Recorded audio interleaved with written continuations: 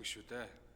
Монгол Улсын засгийн газраас 2025 оны 12 дугаар сарын 18-ны өдөр Улсын их хурлд өргөн мэдүүлсэн Монгол улс болон Европын сэргээн босголт хөгжлийн банк хоорондын зээлийн хэлэлцээр сойрхон батлах тухай хуулийн төслийг Монгол Улсын их хурлын чуулганы хуралдааны дэгийн тухай хуулийн 78 дугаар зүйлд заасныг үндэслэн 2025 оны 12 дугаар сарын 24-ний өдрийн хуралдаанаар хэлэлцлээ.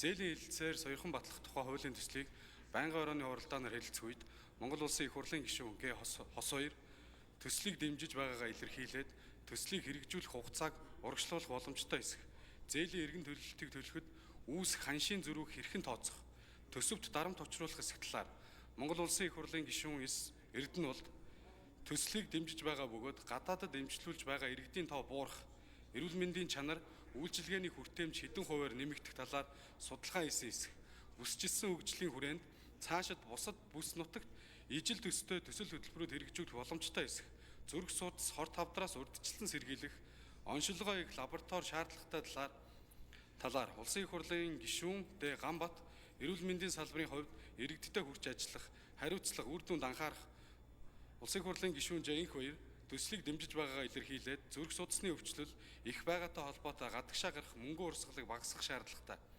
Улсын их хурлын гишүүн Г. Тэмүүлэн зээлийн хэрэгжилт гүйцэтгэлтэй холбоотой гишүүдийн хэлсэн саналыг анхаарах, төслийг хэрэгжүүлснээр гадагш чиглэсэн мөнгөний урсгал саарамгчих үр дүнтэй талаар асуулт асууж үг хэлсэн болно. Монгол улс болон Европын сэргээн босголт хөгжлийн банк хоорондын зээлийн хэлэлцээр сойрхон батлах тухай хуулийн төслийг байнгын орооны хуралдаанд оролцсон гишүүдийн олонх дэмжсэн болно.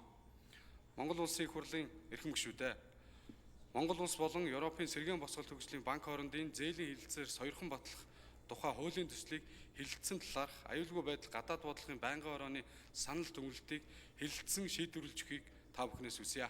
Анхаарал хандуулсанд баярлалаа.